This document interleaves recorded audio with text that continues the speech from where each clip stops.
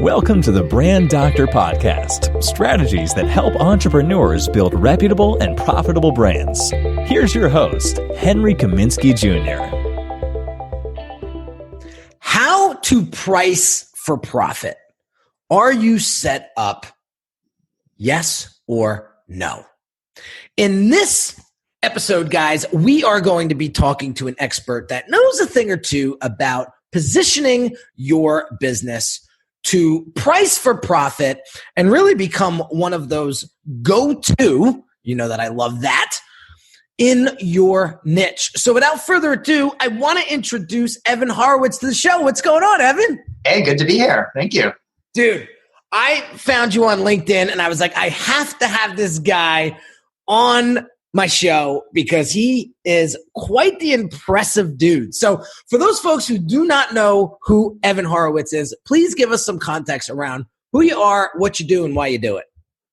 Sure. So I'm an entrepreneur. I've been working for myself for about 8-9 years now. My first business was helping small business owners be more successful, grow their businesses faster. Before that, I spent 10 years of my career working in big corporate companies. I was running $100 million business units for, Samsung and Macy's and a couple other brands. And I did an MBA at Harvard. So I had a lot of experience helping big companies grow. And I wasn't personally feeling fulfilled by that in the way that I wanted. And so I decided to make a switch, go out on my own and start working with small business owners, entrepreneurs, people who are super passionate about what they do, but maybe their dream is bigger than their own business experience, and just share my experience with them so that they could grow their businesses a lot faster. I love it. So I started. What made you switch? What made you switch from big brand to more of the small business? It was, I guess I just got tired of the big companies and I didn't feel like I was making the impact that I wanted, making an extra $1 million for a big company, like that's cool, but I don't know, it wasn't internally fulfilling for me. And I had a really cool experience actually kind of coincidentally with my aunt who opened a clothing store while I was working for those big companies. And over the holidays one year, I started giving her advice. Now, my aunt's super entrepreneurial. She was a jeweler while I was growing up. And then she took a welding class and she supersized her jewelry, started making like garden sculptures. She'd always been making and selling her own stuff. And then when she was in her 60s, she decided that she wanted to have a clothing shop, like selling dresses for upper middle-aged women, basically, because everyone's always asking her for fashion advice. But she was overwhelmed with like running a store like that, $100,000 of cash flow and a big team of people working for her. So I started giving her advice and I realized that I had a lot of ideas that were helpful for her. And it was so cool to watch my aunt just like feel smarter, more confident and start making more money. Her profit doubled after the first year that we were working together. And when I had that experience and I was just comparing how I felt about helping her with how I felt about working for these big companies, I wanted to be able to make more of an impact with people and help them follow their dream. So that was what Evan Horowitz advising. The idea was how can I help small business owners, entrepreneurs, people who are super passionate about what they're building, but feel a little limited in the business skills, just scale it a lot faster, make more money, have more impact. Oh, I love it. I love it. I love it. That's why you are on the show, my friend. Well, thank you. We share very similar values. Yeah. Okay. So there's so much to cover here. I'm going to try to jam it into 30, 40 minutes at the most because I value your time and I value my audience's time. So let's get into the 3 talking points that I want to discuss. So one is, what products and services should we be focusing in on as an entrepreneur or small business, right? How to talk about your expertise to increase your sales, and then how to price for profit. So let's start from the top. What products or services should we be focusing in on in order to do all of that? Yeah. Well, the biggest challenge that I see most business owners are facing is it all stems from the fact that they're so good at what they do. So most people started their business because they have an amazing skill. Maybe they studied in school or they have an amazing product that they developed. But then you quickly find how being an expert, what I call like being an expert at that thing, it's so different from being a business person. So I want to answer all 3 of those points in the same sort of framework, which is like, how do I transition from just being an expert in my skill or field or product to actually being more like a CEO is what I call it, which means how do I think like someone who can grow a business, bring in customers, develop financial plans, increase my profit, manage people, scale a team, right? So, and what I find is people's expert mentality, while obviously that's critical to make sure that your customers are happy, the expert mentality gets in the way of success in the business in a lot of ways. So, the first question is, what type of product do you focus on? And what I find is most experts struggle with is their expertise is broad. And so they're doing a lot of different things. They're doing a little bit of this, a little bit of that, and it works because they're good at it. Just to give you an example, I worked with one of my clients, an IT service company. They do computer repair, iPhone repair, they make software, web development. When they're explaining to me what they do, it's like all these different things because they have all this expertise and someone wants to pay them. Great. They're there. They want to make money from that. They want to help out. But it ends up when that's your strategy, you're spread really thin. And when you're going to market, it's hard to explain what you do, and the value proposition gets really watered down because you're doing all these things for all these different types of people. It's different types of products or services and different types of clients you're going after. Again, this is a natural problem I think most people who are experts, they face. So what I really encourage people to do to think more like a CEO is try to focus, right? It's not about just doing anything that's going to make you money. And the way to think about how to focus, in my opinion, is it's where two things overlap. One is, what are you passionate about? What's like exciting for you, right? I mean, we talked a minute ago about what I was passionate about. So like, what are all those things that like float your boat, get you excited, you feel like you're having an impact in the world? And then where does that overlap with what's going to make you money? And you need both of those things. There's certain things that you're going to be passionate about that aren't going to make you money. There's certain things that you're going to make money, but you don't really feel fulfilled from that. So just to go back to these IT consultants that I mentioned, we realized that most of their profit was coming from small businesses. They could fix grandma's iPhone and maybe they feel good about that, but it's just not going to make them that much money. Whereas if they get one small business client and they can set up 20 computers and do the networking or whatever for them, all of a sudden they're making a lot more money and having a lot less headache. So, to summarize, like, focus your time and energy on a small area of your expertise that's going to do two things. One, be fulfilling for you personally, and two, be profitable for you business-wise. I love it. I love it. I love it. I love it. So now how do we go about doing that without sounding like, without sounding like, you're an egotistical maniac? I know a lot of people that, especially a lot of my clients, they'll come to me and they're masters at their craft, Evan. Yeah. I mean, they are simply wizards at what they do. And they're just afraid to talk about it. Yeah. And so how does one position themselves where, they're seen as the expert, but they don't come across too much or too pushy or too, like I said, too egotistical? I think that you sound egotistical if you're talking about yourself, but you sound like a wizard if you're talking about the results you get for your clients. And so that's what I would really suggest is it's not about you and how awesome you are and how smart you are and all of your unique proprietary processes and tools or whatever it is, because that's where A, you might sound egotistical, and B, honestly, nobody cares that much, really. When you sound like an amazing wizard or like, oh my God, I'm so glad I met you, is when you just explain how you help your clients, right? So you make it about them. There you go. Beautiful. Yeah. Very, very tight and sweet. I love it. I love it. I love it. Now, how to price for profit? I get this question a lot, actually. I don't know how to price my stuff. So how do you tackle this question and help your clients sort of navigate that? Yeah. I mean, there's so much to say about pricing. We could do a whole podcast just about that. I think, the biggest mistake that I see experts making is they're just pricing too low. So the number one piece of advice I would start off with, I haven't met you. I don't know you. You need to raise your prices. Like literally, I'm pretty sure 99.9% of the time, that's good advice. And I just think that's normal, like it's uncomfortable to ask for money for most of us. It's scary to put a price out there, especially when it's you or your company and your business. So we're all kind of lowballing ourselves, right? We're afraid to lose business. We don't want to, miss a deal because we overprice. So all of us are very cautious about our pricing. But I just think so many businesses are struggling, and they're not bringing in the amount of money that they could, that their customers actually would happily pay just because they're not asking for it. Yeah.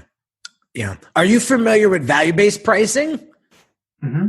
Yeah. So I follow a guy by the name of Blair Enns. I don't know if I love Blair. Yeah. Oh God. Dude changed my life last year. Yeah. Right? Totally changed my life last year. And, when I talk about price, it's a very simple conversation. It's, what do you see the value of this being for you? Mm-hmm. If you want to make $100,000 next year in revenue, I'm just using easy numbers.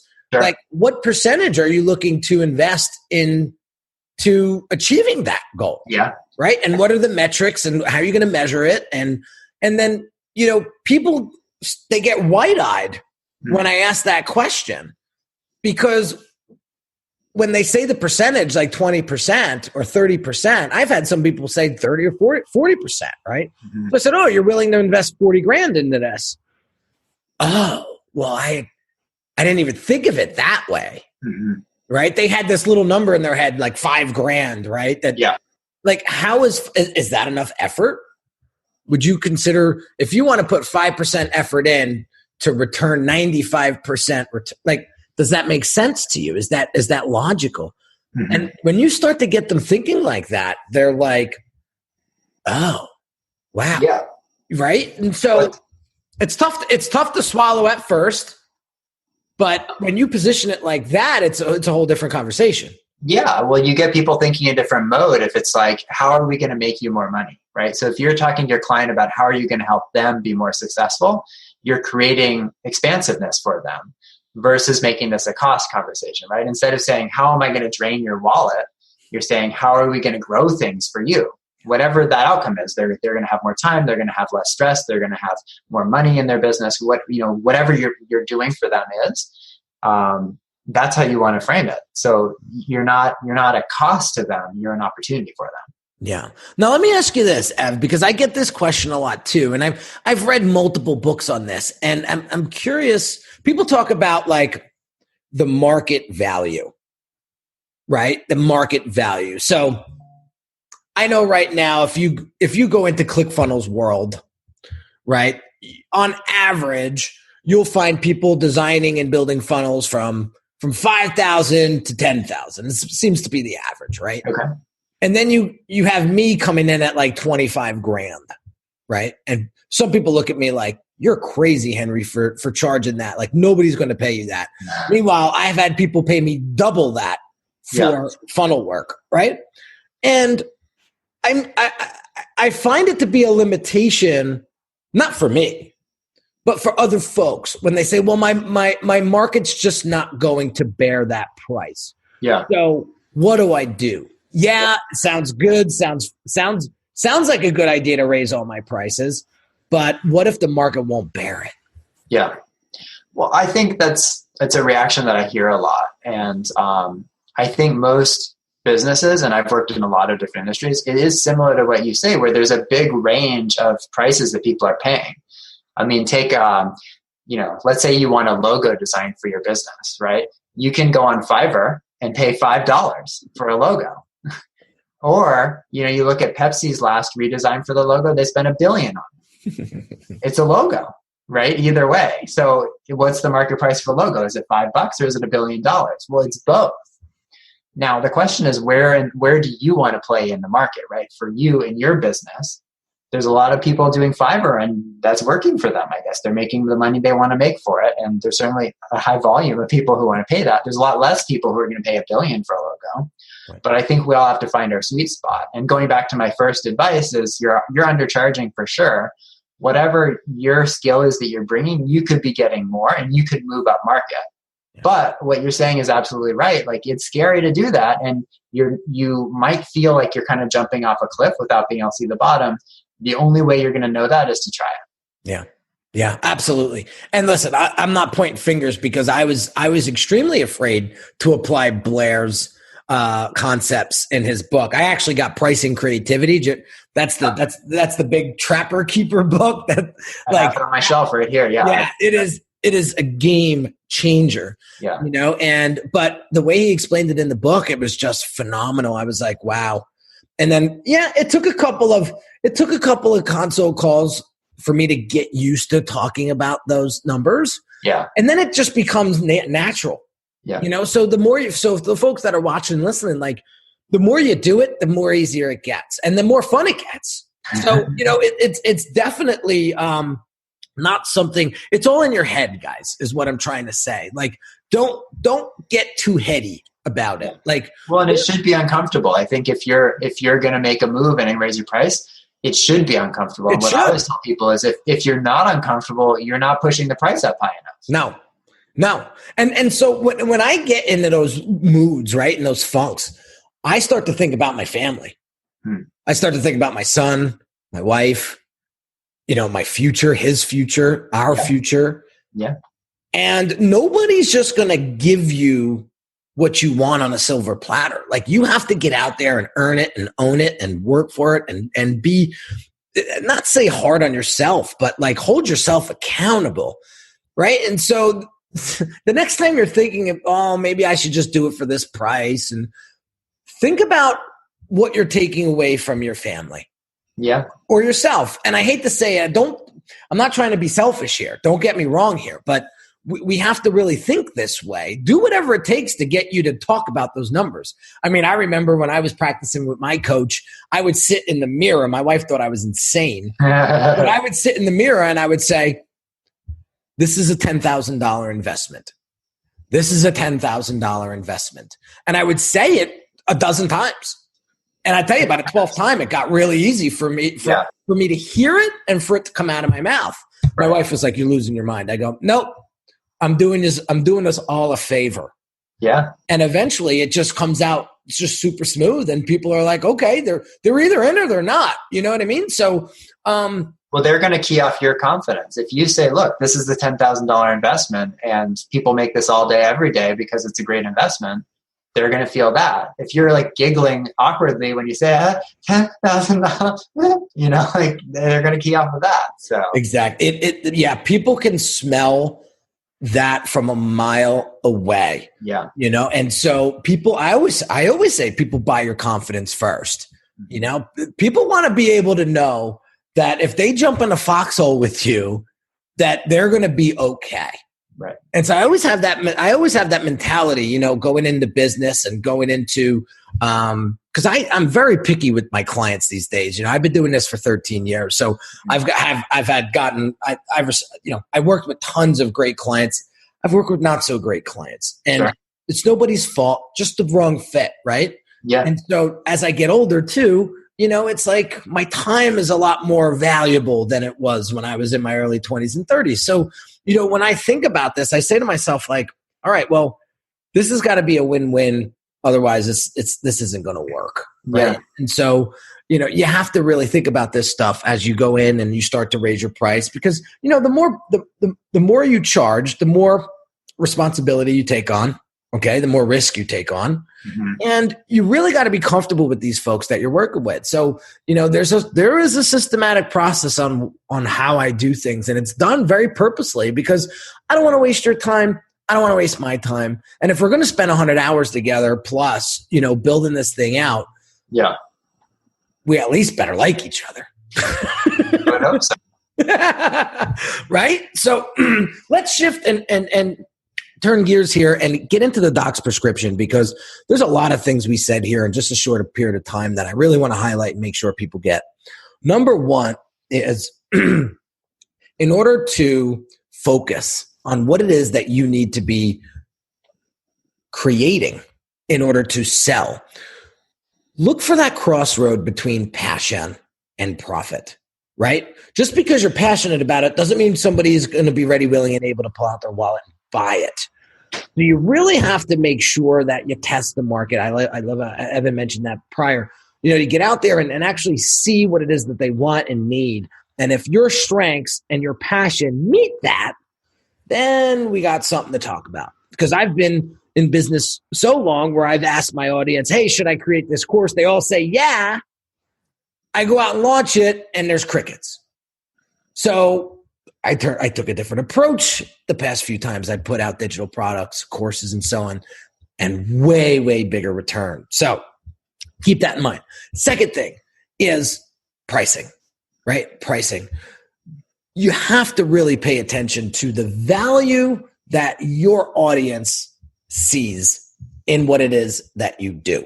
And I like what Evan said before. You're not focusing in on what you're taking away from them. You're focusing on what you are building and creating for them. What is the end desired result that you are going to help them achieve? Focus the conversation there, right? And then you'll see a huge shift in how you communicate with your prospects. And I love what he said when it came to how do you talk about your expertise without, sounding a bit much, if you will. And when he said, focus on the person, focus on the benefit that they are going to get from working with you instead of talking so much about yourself. We've all been to those cocktail parties where the guy or gal doesn't shut up about themselves. And we're sitting there going, when are they going to leave? So don't be that guy or gal, right? Focus on them and you'll see a huge shift you'll be the most interesting in the room because you are the most interested. That was something that was told to me long, long time ago and it just stuck. So with all that said, let's get into the questions from the community segment. And so today there's a question that states, how do you handle the why should I hire you question? I'm sure you've gotten that before. People want to know, why should I spend the big bucks on you, Henry, when there's other people that do it cheaper? And so the way I would answer that, I have a couple different ways to answer that, but I want to leave some time for Evan to answer it as well.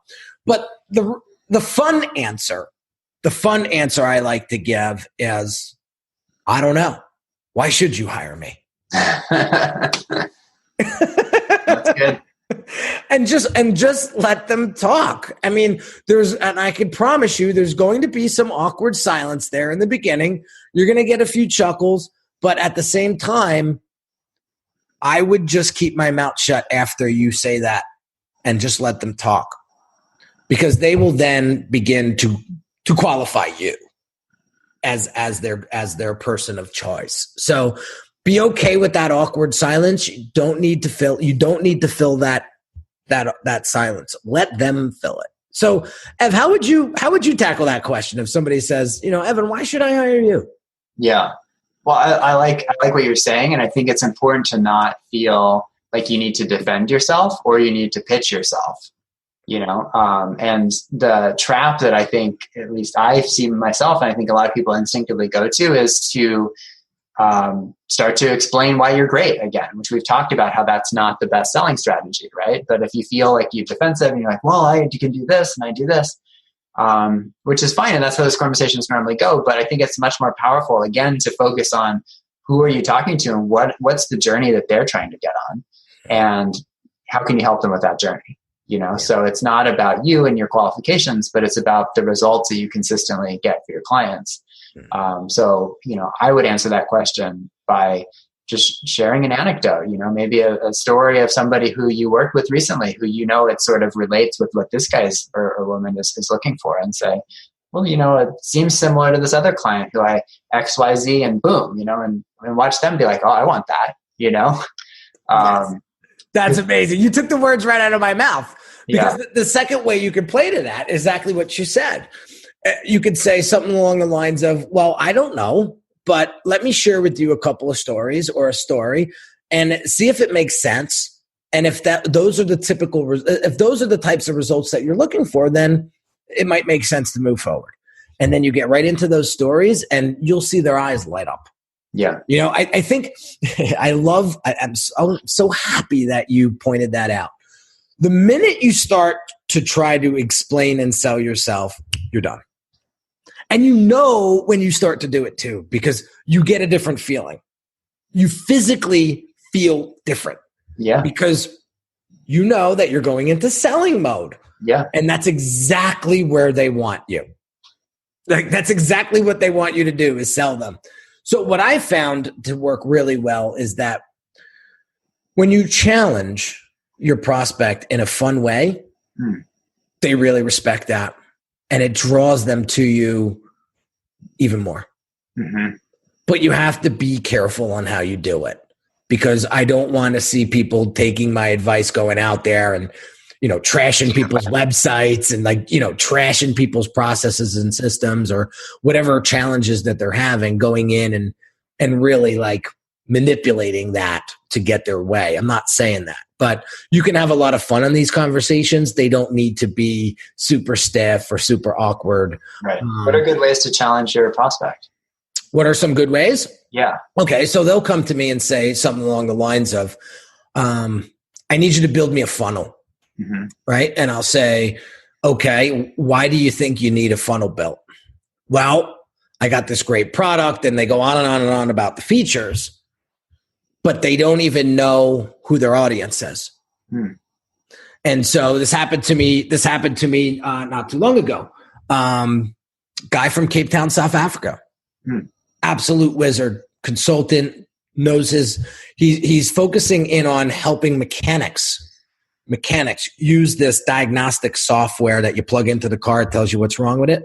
Okay. So, he's thinking, I just want a simple funnel to bring in leads. But when I started asking him about what are common objections people have before they hire him as a consultant, what are the biggest pain points in he couldn't answer those questions. And so I was like, I don't think we have a funnel problem here. I think we have a real brand problem, because you don't know your audience. And if I could build you a funnel that looks like $1 million, but if your prospects aren't going to resonate with it, or you, it's going to be a huge waste of time and money. Yeah. So what I explained to him was, when I build funnels, I don't just build them. I do the strategy up front, because I played that game for a couple of years where I came in, I beautified people's brands, but they still were left with a big goose egg at the end of the month, because the prettiness was not making an impact. The messaging and the positioning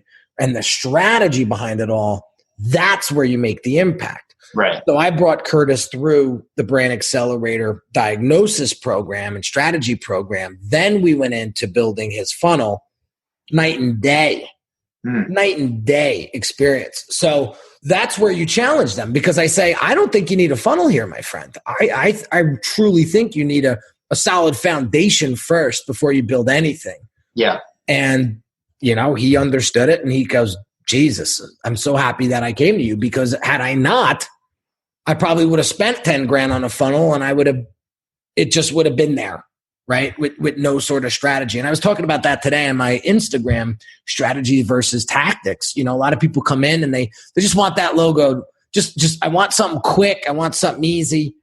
Right. And I always ask the question, I say, would you rather be thrown into the ocean to learn how to swim? Or if you had the opportunity, would you probably want to take a few lessons first before you got in those waters? 9 times out of 10, they say, yeah, you know what? The ocean's a lot different from a pool. Maybe I should take a few lessons first so I understand current, right? I understand, what's underneath me, and I might have a better shot of surviving. Yes. So it's the same thing. So very, very cool stuff. So Ev, I appreciate you so much, man. I know you're a busy guy, and I want to let more people get to know who you are and where they can find you. So website, social media, where can we learn more about you? Yeah, Evan Horowitz Advising is my company. It's ehadvising.com. And all my info is there. You can go there and download a free ebook that I have. It's called 4 Secrets to Growing Your Business Like a CEO. Goes into more detail about some of the things that we're talking about today. Beautiful. Well, thanks again, Evan, for coming on. Really enjoyed your conversation. Thank you so much. Now you got it. So there you have it, guys. Real quick, if you haven't hit that subscribe button yet, hit that button right now. If you're on iTunes, hit the reviews and drop me 2 or 3 lines at the most. I don't need a novel, but I read every single review, and it's the fuel that really pumps this show up. So thank you in advance for doing that. Like, comment. If you're watching this on YouTube, it is going to be an amazing next 6 months as we have so much more stuff coming out. In as far as products goes, the monthly group coaching is now available. I'm keeping that super, super intimate. So I'm only bringing in about 10 people at a time because I want to get to know all of you on a closer level, on a deeper level, and really help you with some more hands-on strategies and approaches to helping you build and grow your brand. So you can go to the description or the show notes and click on the link to learn more about that program as well. So have an amazing day, guys, and I will catch you on the next show real soon. Take care. Bye-bye. You've been listening to the Brand Doctor Podcast with Henry Kaminski Jr. To get your appointment with the doctor, visit Brand Audit at www.uniquedesigns.net.